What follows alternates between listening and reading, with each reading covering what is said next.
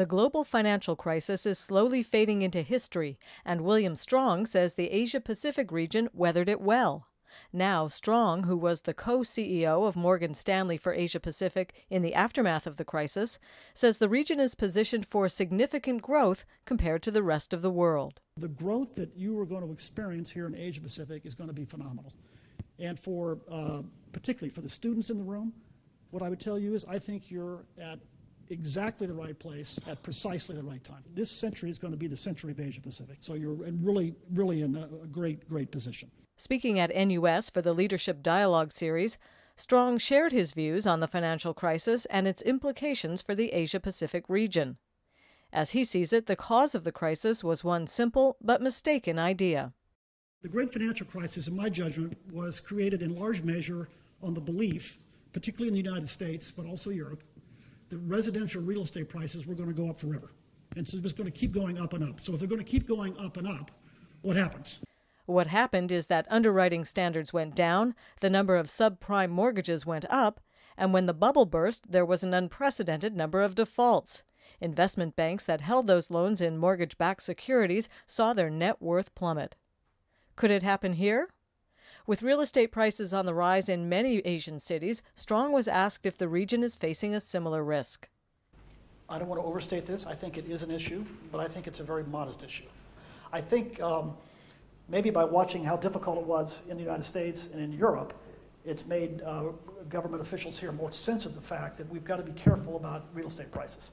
In the United States and Europe, regulators responded to the crisis by implementing policies aimed at improving bank safety and minimizing the impact should a bank fail. So the regulators, I think, have responded in a very organized way in most cases. It's something that we support. We think it's better for us, better for the industry, better for investors in the long run.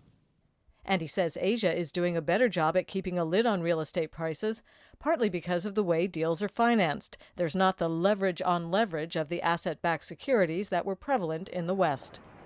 Though growth did slow in the region during the crisis, Strong says at no time did Asia-Pacific as a whole experience a recession.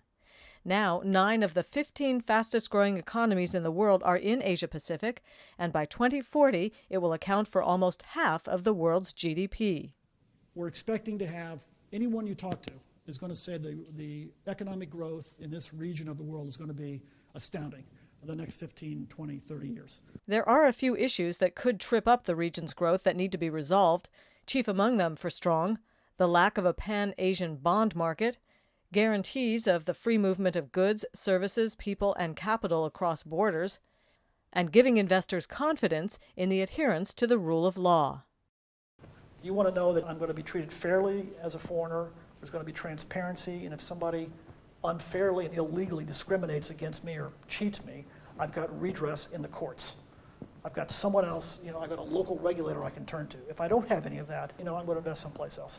But even as governments try to sort these things out, Strong sounds like he wouldn't mind winding back the clock on his 30-plus year career in investment banking.